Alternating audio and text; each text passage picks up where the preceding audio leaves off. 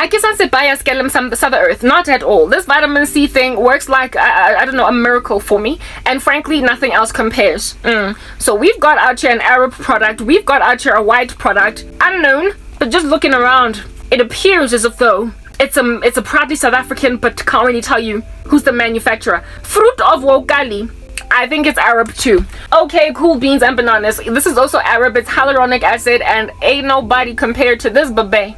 So much so that my mama goes through like a tub in a month. Like, wastage much? Kiflanka stop wasting. Pea-sized amount. Pea-sized amount. Pea-sized. But that's the thing. My mom's skin drinks it up like juice. With a burp afterwards. So what I was saying, however, despite that wastage, this here is an Arab man that has given us a wonderful hyaluronic acid. This hyaluronic acid of which has got botanical trehalose in it and niacinamide. And you gotta love the fragrance. I don't care to be perfume free. Okay, yeah, and it's like causing me to pop. It's causing all of this. Like, I'm popping because it is like, yeah, what? Let's pink up my cheeks a little bit so that you can see how much I'm popping. Yeah, hyaluronic acid enabled me to make my popping glow, my little blush look even more blushy.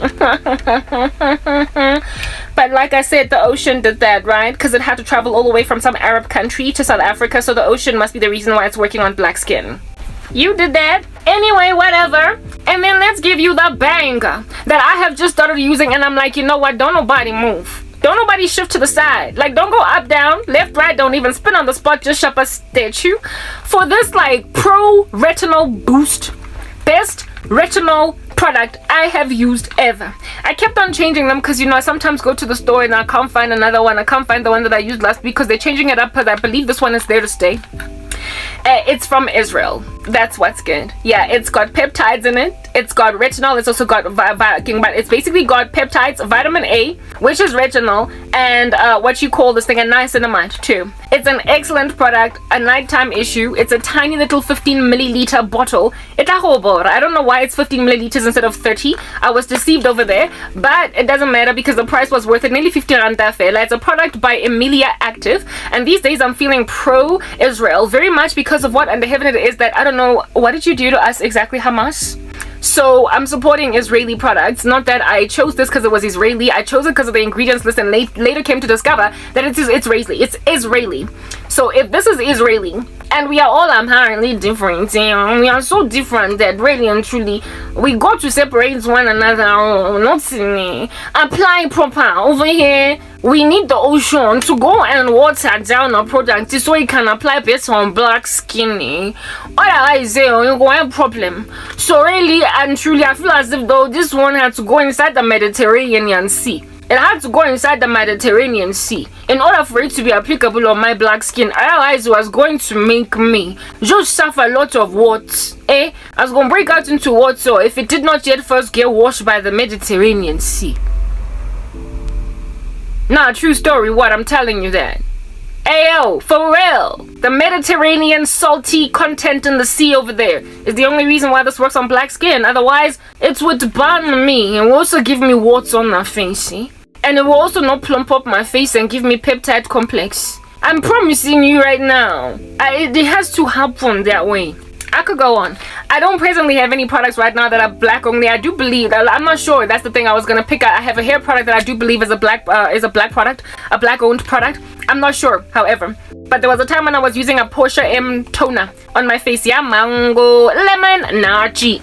Remember that advert? Anyway, whatever. I was using a mango Portia M toner, and I did like it at the time, but I wanted to minimize how many products I was using on my face. It had glycolic acid on it, and I stopped using it because I've been changing my routine up a whole bunch. That was a black product. So apparently, allegedly, on the day when I was busy using Portia M products, I was safe. Yeah, why? Because I'm black, yo. I'm black. So, I mean, I gotta go for Portia stuff. La Della Molifing. This here is a grandpa. It's a headache tablet. My mother has a colleague that recently passed away. A white man, a Buraman. And at his funeral, they literally handed out grandpa boxes because the man, he passed away from some form of cancer, and he was always in a lot of pain, and nothing worked for him like grandpa. Nothing worked for him like grandpa. So in memory of that man, they handed out boxes of grandpa to guests at the funeral. It's like, whoa, guys, this is a dispensary. What are you doing? This is drug trafficking. Somebody call the popo. But like, you know, all due respect to the dead, like, may you rest in peace, bro. But like, let's call the popo, because this here is drug trafficking. They were out here handing out boxes of grandpa at the funeral of this man because he survived despite all of the hard knock medications the doctors likely prescribed him. Grandpa, he always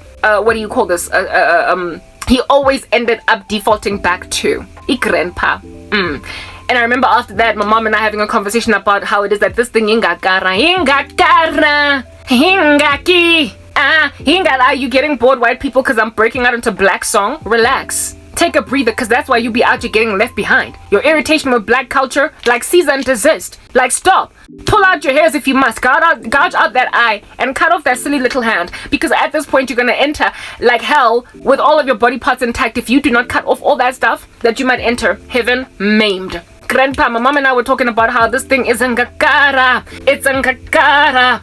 Like efantuka ngakara. Because it doesn't just cure headaches. If you take a grandpa, it'll do away with your muscle spasms. It'll do away with your period pains. I take grandpa on my period. I'm currently on my period right now, and this is what I'm swallowing in order to enable me through my period pain crisis. Grandpa works on period pains. You could have like a throbbing, like, you know what else grandpa works on? Yeah, I actually discovered the power of grandpa when I was back in the day still employed. Where it is that I'm on Crancat Wangboga, you hear my voice and you want to come in, but you just want to disturb my peace. That's once again. Anyway, whatever. My back in the day when I was still employed, I used to get my hair did at this like one Congolese lady in Yeovil, and she was really good at what she did. But unatisa, her hair was like there was a lot of tension on my head. You know, like more braids and whatnot. They were very tight. My head was always very tight every time I would come back from that lady, and it was low-key kind of unbearable tight for the first 3 days. And 3 days is like a very long amount of time. Thank God I have learned. Hey. Thank God I have learned that you don't gotta tisa hair type thing in order to make it grow. So now I'd never ever allow anybody to do that to me. However, how I used to survive that was that one day I took a grandpa because I was just in so much pain because of that, right? The tightness of my head. I went to the garage, the nearby garage, the first garage that I passed when I was coming back home from that salon, and I took a grandpa right in my car because my head was just pounding. I felt like this thing had given me a headache, and by the time I got home, it's like there was nothing going on. It's like it numbed my whole face. I don't know, but like it eradicated that. Oh, come on, grandcat, you're even hiding my light over there. It numbed my it's like it numbed ubusobam. And whatever it is that are the pain receptors on my head, pain receptors all over my body, they were quietened. They were quietened by this thing. And upon discovering the power of grandpa, I then started taking grandpa every time after doing my hair, right? For 3 days, for the first 3 days, I would be taking maybe like 3 grandpas a day. And then after that, it would calm down and then I would stop taking it. That's when I discovered the power of grandpa. This stuff, like literally you could stub your toe against a table corner. And if you have just taken grandpa for an unrelated issue, you will not even feel the pain as badly of that toe stub. That's what grandpa does. So I can see how a cancer patient that's got a lot of pain in their body would then lean on grandpa. There are people who have speculations about the fact that it's addictive, blah, blah, blah, all those things. But irrespective of it, that man was a white man, a white boer man that worked with my mom, a colleague of my mother, and he swore by grandpa the same way that we swear by it. And my mother and I were even having a conversation along the lines of, hey, where's the grandpa? My mother has a problem with back pain and all different kinds of just adult pain, like grown-up pain, like older person pain. And she says that this thing, you take one, Jafela, and if you took it for a headache, it'll deal with your toe pain, it'll deal with your headache, it'll deal with your nose pain, it'll deal with your shoulder pain, it'll deal with everything. It's just like an all-purpose thing. So I use it for my period when it is that I've got period pains. And that conversation, my mom and I were having it, just basically laughing at the fact that at one white Bura man's funeral, they handed this out because it helped him along in his cancer struggle, in his cancer journey. A white man and a black family out here, agreeing on the same thing. So I mean, this thing goes inside the body, doesn't it? Yeah, you swallow it. That's what's good. Gluk like petrol.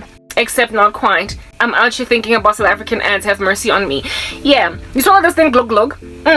Yeah. Okay, and then it just goes to work inside umzimba that when students at medical school study the cadaver, they strangely don't discriminate between was it Mariki on the cold bed or was it Karabo. Bodies donated to science, I promise you, are a rainbow nation. They're black. They're white, they're Indian, they're pink, they're purple, they're disabled, they are able-bodied. Bodies donated to med schools in order to be, I guess, studied to figure out how in the world to heal a person when they've got ABC, when a person has got a coronary episode, how to do a heart transplant. They learn all that using corpses of different races, don't they?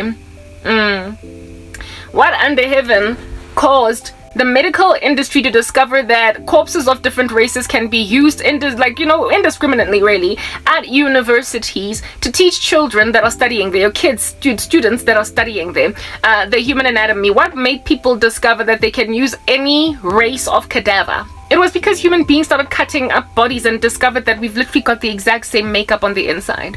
The same heart transplant will work on a white man and a white woman and a black woman all at the same time. When we donate organs, look at me having the liver of some Hispanic chick. Wow, girl, thank you. In your death, you done did me right. I've got a Spanish liver. Turns out it don't matter.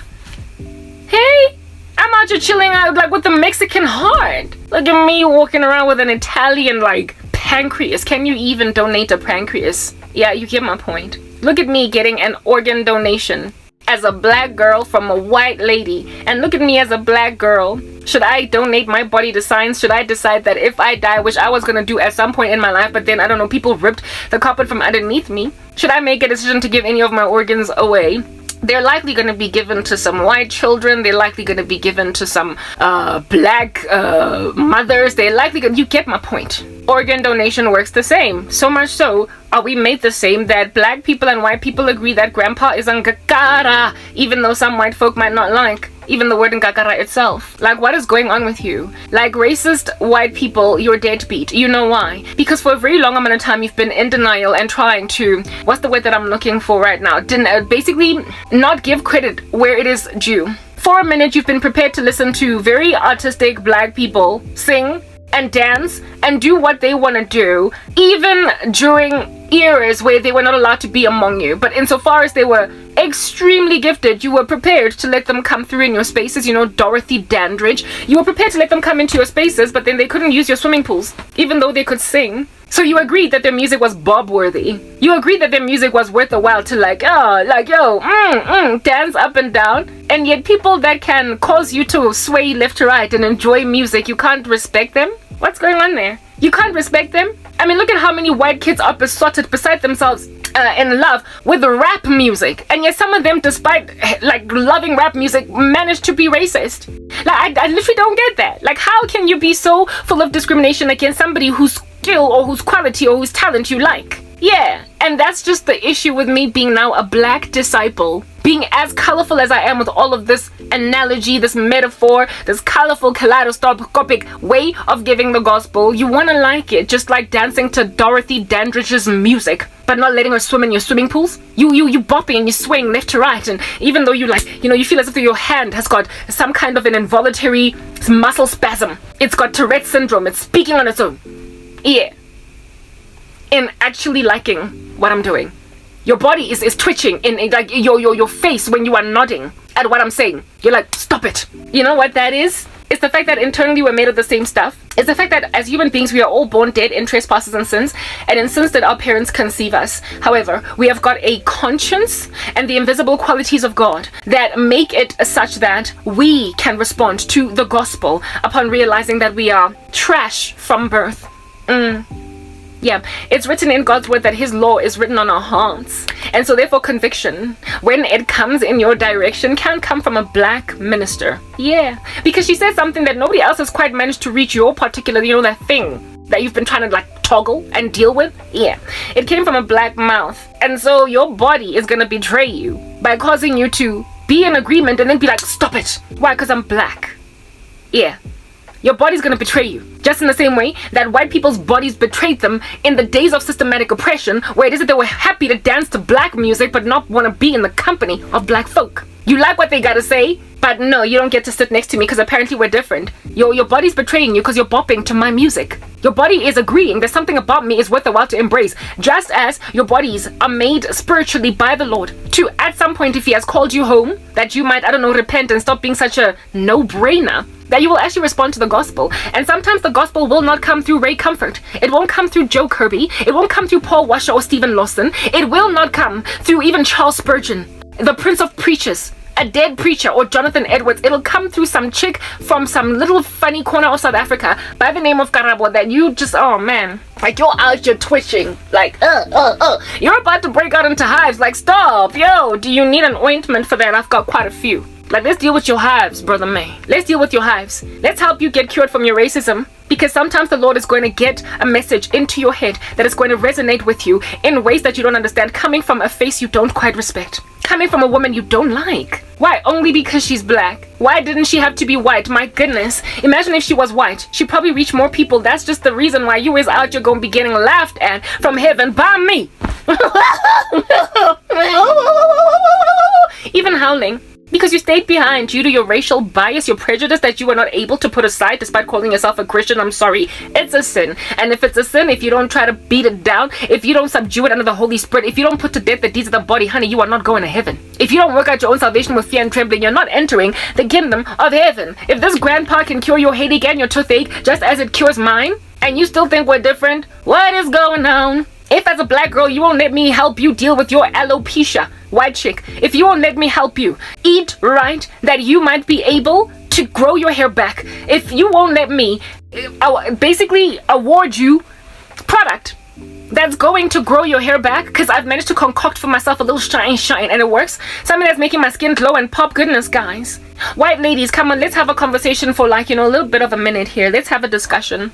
Y'all have white skin. You don't have as much melanin as us and Asian people. And so for those reasons, you age a lot faster. You do well when a black girl has conquered basically the passage of time and has reversed aging on her hands and on her face to take her advice. Why? Because I conquered that which afflicts you even more wholeheartedly than me. I got the benefit of melanin on my side, but time stops for nobody. So even I had to embark on anti-aging endeavors, and so if at all, I have prospered to find some pioneering routine that is going to track back the hands of time and give me good skin on a budget, and you're a white girl on a budget, honey, you can't go to no dermatologist, you can't afford no tretinoin, you cannot afford to see a dermatologist that's going to put you on some hard knock, expensive retinol product that you are going to have to buy for $700 every single month while being a student, while being a mother of 5. Like, you can't afford to be buying such expensive products, and I'm that El Cheapo chick that has managed to bring back the hands of time by bringing all of this glory on my face restored to me. I've got these face techniques and massages that I do, and I've got products for days that I have basically tried and tested, and they're working absolutely wonderfully for me. I bet you're wondering, where in the world did I get a peptide complex mixed with vitamin A alongside niacinamide and vitamin C in one little product? Where did I get this? White girls, you probably want to know. And upon finding out, you're going to hide and pretend that a black girl did not just give you that recommendation. You're going to pretend it. I mean, you can try and find this online. You might find it. It's called Emilia Active. It works like a charm. Try and find it and see if you can't buy it. But it's an Israeli product made by an Israeli, I imagine it's a woman. So white girls, it's probably going to work out for you. But then if you're going to go and buy this product because you found out about it from a black girl on the internet, why under heaven are you not then running with the gospel given you by a black girl from the internet? It's because you're vain. It's because you're shallow. You're prepared to take my advice insofar as I'm telling you about skincare and pretend that you didn't get the advice from me, but not from Jesus. Christ is not mocked. You can mock the internet and buy a product. You can mock the internet and buy a product recommended by a black girl and never ever confess that happened. Like my former boss was like you white chicks, a lot of y'all that are racist. She could never ever give credit where it's due. But then she needed me. Whenever she needed me, whenever she needed something, it was always me. I was always her top pick. Because at the end of the day, when you gotta work, you gotta work, you gotta work. When you gotta produce, you gotta produce, you gotta produce. When you gotta deliver, you gotta deliver, you gotta deliver. And when somebody is reliable, when somebody is trustworthy, Even if you are passing them shade, giving them grief, and basically doing them dirty by giving them bad appraisal scores, when the things hit the fan all over the show, you're gonna go for the one that you actually really truly rely on. So she always used to lean on me. When you're not strong, I will be your lackey. I will be your fall back on. I will be the invisible hand that is helping you along, and I will help you carry on, boss. Even though you give me a bad appraisal score, but you can lean on me. That's the bad white girl phenomenon right there. The bad racist white girl phenomenon when she's dealing with a really good black girl. Yeah, she will act like she's not there, however lean on her, but never ever give her kudos. And that's exactly what's going on there. But God, amen, hallelujah. Jesus on high, he's not mocked. So you're not gonna get to enter the kingdom of heaven with your soul having been reached and whatever by a black girl, with you not being prepared even in the slightest to basically give her, like I said, credit where it is that is due. God is not mocked. So you can get away with buying this product for yourselves cheaply. It was 50 rands. It was 50 bucks to basically transform your cracking up skin or whatever. Yeah. Go and transform your skin and mock your girls into thinking that you're that great, excellent, like, bargain hunter, able to find the best product on the market without breaking bank. Go on right ahead and give counsel to your white, like, collage, your caucus of white friends that are going to be like, oh girl, I'm there next like a bear. Please buy me 5 bottles next time. I'm sure. Thank you, Cassandra. Yeah, you can totally like fool or deceive your friend Emily. But you cannot deceive God. In continuing to proliferate my work, for instance, share my nuggets of wisdom in your space with white folk, and then act as if though a black girl did not give you that humbling message. Pretend that did not come from the mouth of a black person, because if like literally far be it from you to ever give credit where a black girl is at. Whoa, do that anywhere else, but in the kingdom of heaven, I'm sorry, it ain't gonna fly. It kind of disqualifies you. You have not bridled your flesh. You have not put it to submission. You have not subdued yourself to the power of God. You have not allowed him to cleanse you, to wash you, to help you conquer that rubbish inside your body, that little worm, that little pathogen, whatever it is that is crawling inside you, like a tapeworm that's eating away at all of your glory in Christ. You have not extracted it out of your body. You haven't done that, girl. And so for those reasons, seeing as the Lord is going to find you wanting, you're going to be among the 5 foolish virgins that stick around after the rapture has happened. White girl, you cannot pretend to not be racist. If you still have that going on inside you, you got to take it to the only person who can help you conquer a stupid thing. And that is Jesus. That is Christ. Yo, you know what, like white folk, like I get it. Like racism, you know what it's like? It's like a bad habit. It's like a really bad habit that you just got to quit, and it's rough to do it. It's like smoking. At some point, if you really work hard on it, you will conquer. It's like smoking. And also, it's like holding to a foolish ideology. I'll give you an example with me. Look, I understand where you're coming from. I do. Every so often you develop biases because people treat you like trash. Like, I personally can't stand black people, but not like the way that you can't stand black people. I can't stand them because they've like betrayed the living daylights out of me and made me live like a vagrant in society with nobody to lean back on. I can't go back to my own people because they're spitting on me. They keep on slapping me with sorcery. They keep on ransacking each other. They have no sense of camaraderie. They're just like literally, they feel entitled to global respect without in and of themselves having each other's back. So I'm just like, you know what, whatever, do you? But you see, they brought me to that place. So whatever it is that made you get to a point of racism, you gotta, just like Karabo, at some point realize that not all blacks are crazy. And so allow yourself to be immersed among whichever ones are not out here actively just spitting on her with hydrochloric acid saliva called witchcraft. Not all blacks are witches. However, I've been endured through a whole bunch of tyranny by black witches, and so now I've got this like skewed view of looking at things. I'm not so naive as to imagine that the Lord is content with me thinking that black people all just bite. That's not okay. Yeah, so like a bad habit, you gotta learn how to put down a cigarette. It's that basic. You gotta learn how to put down a bad ideology. And I will give you an example with myself. I used to be a feminist. That's what's good. Out you thinking, who run the world? Who run the world? And if somebody did not answer girls like Beyonce, then insisted on girls answering, I think I would slap them in my mind, given that I was not into, you know, karaping girls, that was not my thing. Yeah, that's what's good. But I thoroughly wanted to believe that who run the world girls, to a point of being low-key, what's the word that I'm looking for? Emasculate to men. Yeah, I was always just so strong and like, yo, I got these, and I didn't even realize that some guys felt a little some kind of way about it because they could not help me along with anything that I could not help myself along with. Until one day I was having a conversation with a colleague and I was like, oh, I can't wait to get married. I can't wait for one day for somebody to be like, will you marry me? And this colleague was like, are you ready to submit? I was like, huh?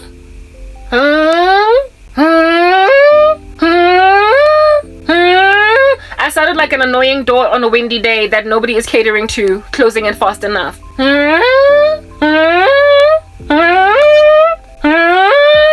Submit. What? Like what? I've had boyfriends. Submit. Don't come at me with none of that nonsense. But then she started to explain to me how it is that is the biblical expectation from women. And since I was raised in a Christian country, expected to be Christian or Catholic, I was like, I can't just reject God. I can't just say no to God. I can't just say no. God said that?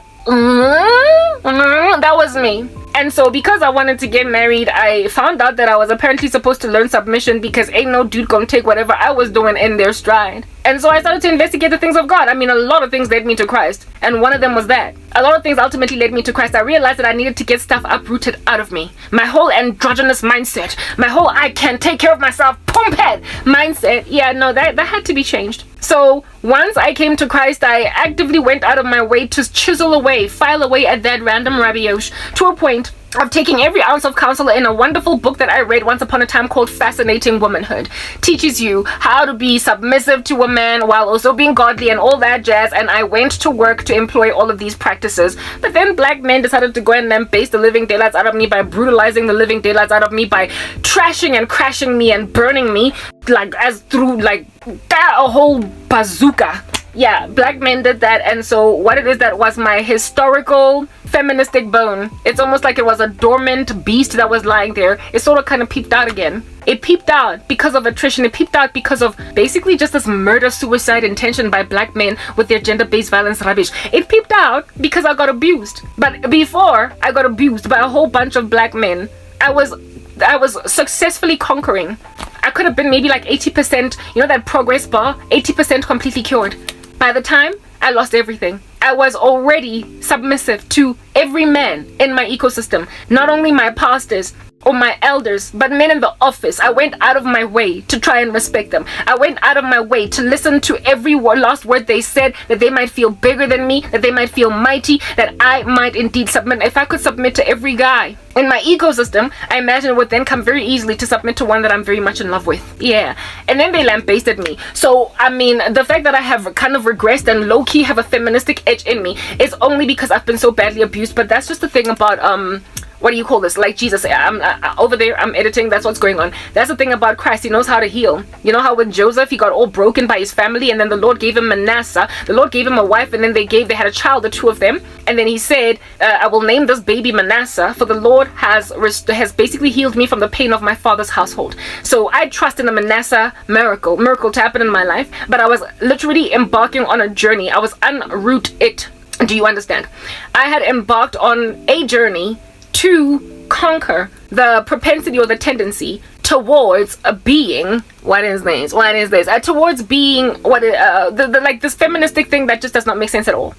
Yeah, I worked hard on it, and even though men did regress it back, I do believe the Lord will restore it if at all he intends to. Look, we're going home. I saw that we're going home. I saw the rapture is happening. Like, I'm not getting married. Yeah, whatever. So I'm not even looking forward to that, because society is falling apart. When women even want to submit, when they teach themselves to submit, when they conquer feminism and all that jazz, men still put them in the same batch as all these feministic randos. And so for those reasons, men are just super abusive. No, men, like, proper. There is no excuse to abuse women. Let's just put that out there, even if they're feministic. But for me, it was like the fact that I worked so hard to submit to them, and they still treated me like this. Agusa na planet to live on. It's that basic. Ain't nothing left. Ain't nothing left.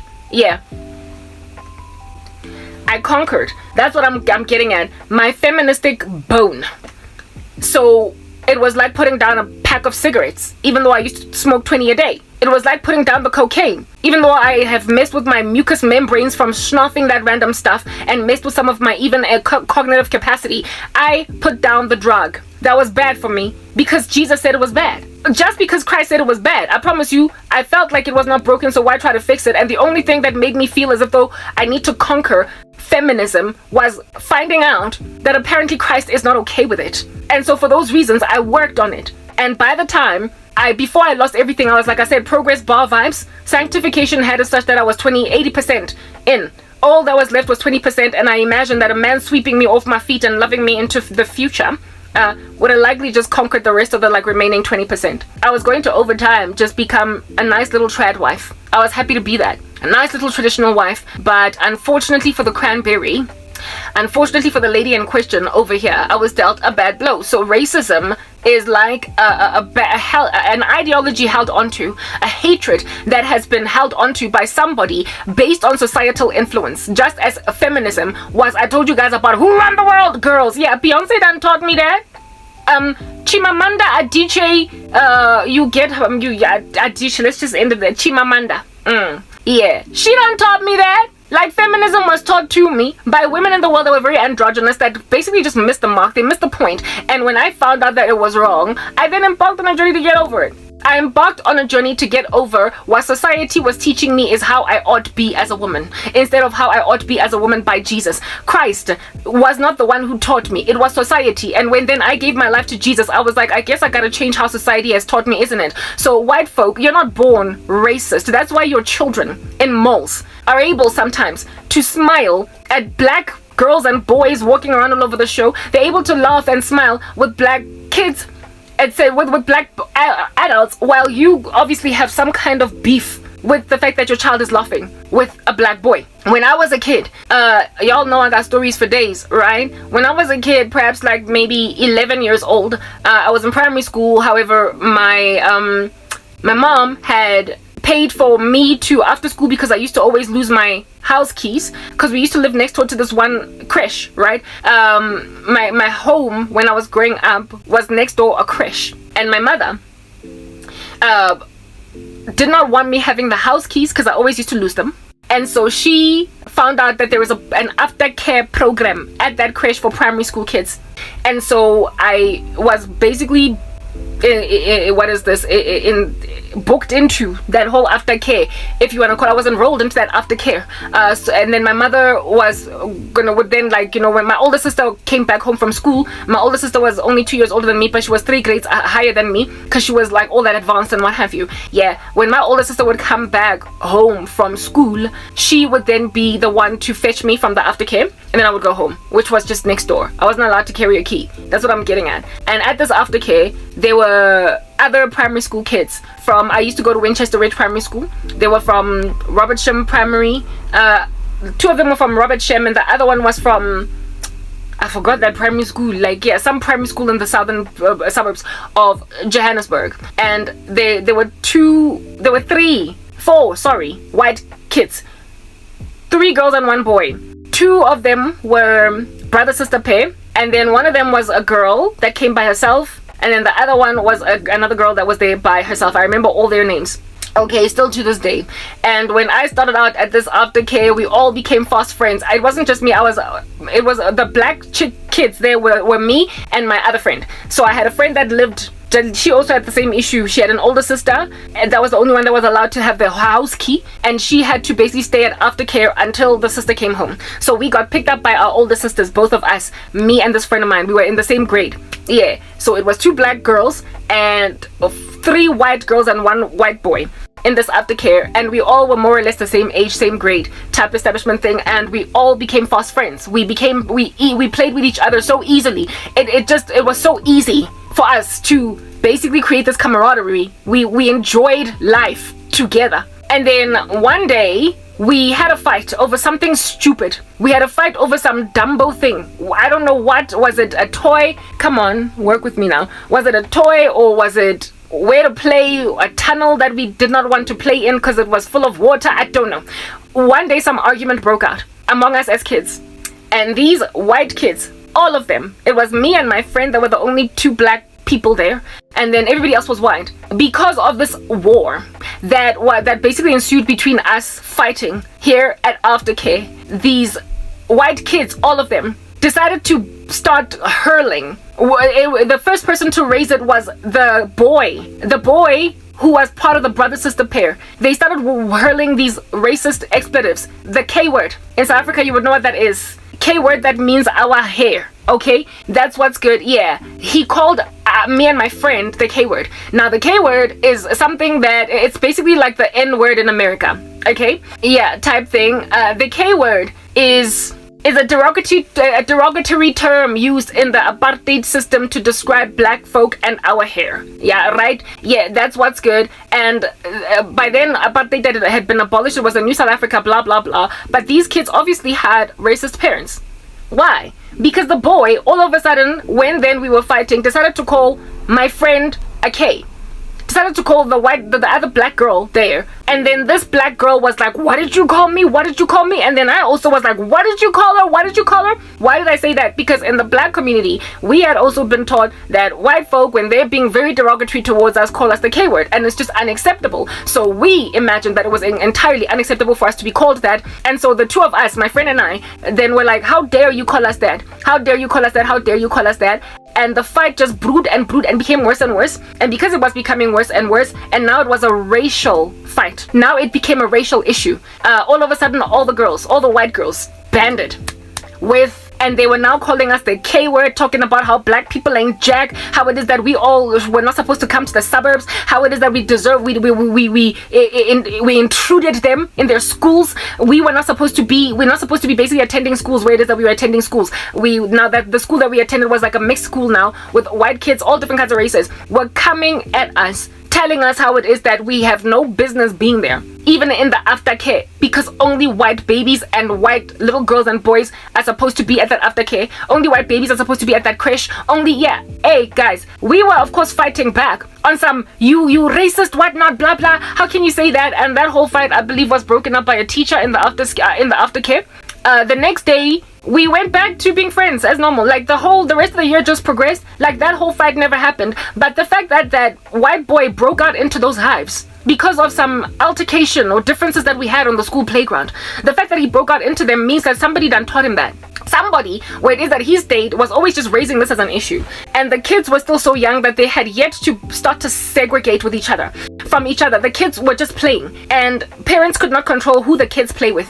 The parents could not control what the kids mess with in their ecosystem where they're at. When they go to school, your dad cannot control, you from making a best friend out of a black boy. He can't, because kids will do what kids want to do, even though adults can be very, very severely influential to children, sometimes at the peril of those kids, unfortunately. But that whole thing was trained. My friends, primary school age, 11-ish of age, they were taught that rubbish from home. And they had heard their parents speak multiple times about us, saying things like we should not be, that we have no business going to their schools, we have no business living in their neighborhoods, we have no business, etc., etc., etc. That whole incident is exactly what it is that I'm trying to explain to you guys, to highlight that racism is an inheritance that is given to children when they are older in life. It's like finding out that you've got a rich dead grandfather, having lived poor all your life, and now all of a sudden you've inherited all this wealth because you're the last remaining heir,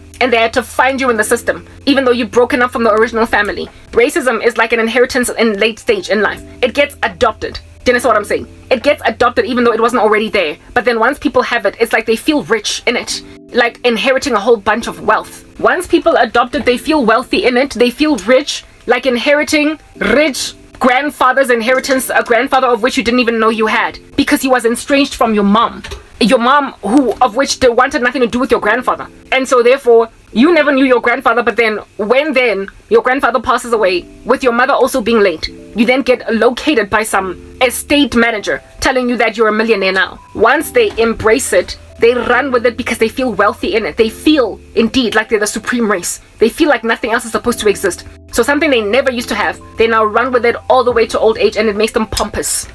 It makes them arrogant. And so since it is inherited, it means that it can the inheritance can also be squandered. The inheritance can also be lost. The inheritance can also be rejected. Whatever it is that is going to convert you into a pompous, arrogant fool, you can leave it at the door, because there was a time when you were not that wealthy before.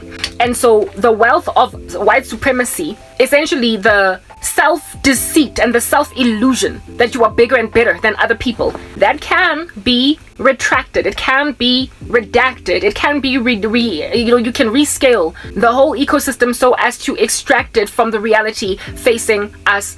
That over there is the incredible reality. And so granted that is the incredible reality, people then ought to do everything in their power to disinherit themselves from their parents' racism, because you don't gotta run with that. Because if at all you don't want to do that, sister girl, at this point it's not about trying to be diversified and trying to get along on the earth, because really, why can't we all just get along? It's literally a matter of eternal life and not. It's a matter of heaven and hell. It's a matter of eternal condemnation versus salvation. Like, you literally burn for such discriminations as those. So it's worth the while to disinherit yourself from that which you feel is your inheritance, your wealth, your opulence in being the chosen race. There's no such nonsense. I'm just saying, like, did your grandfather's wealthy inheritance for your soul. The Bible says, if anything causes you to sin, cut it off. If your eye causes you to sin, gouge it out. If your hand causes you to sin, cut it off.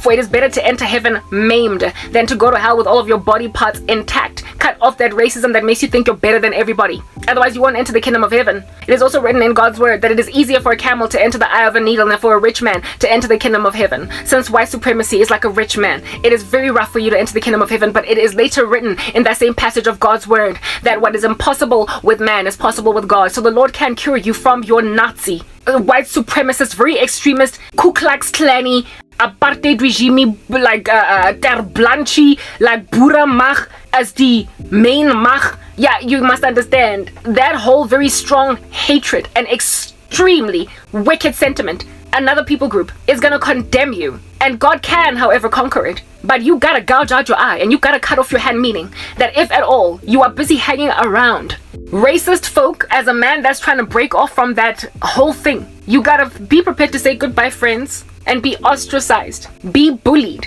by people that don't want to break off from their wealth, their inheritance, that thing that's making it impossible for them to enter the kingdom of heaven, in a way that's making it easier for a camel rather to enter into the kingdom of heaven rather than them, the way that they're so rich with knowledge. Those white kids were obviously led by something nefarious. I had an opposite neighbor where it is that we stayed in Winchester Hills. It was a white family, and the little girl was, I guess, a white girl. Yeah, that's what's good. It was my house. Next door was my friend that I was in school with, the black girl, and then in front was this white family. And this white girl was always peeping over the wall, watching us play, almost like she wanted to join us, but something was staying her hand. It was keeping her. She just did not want to come and be with us.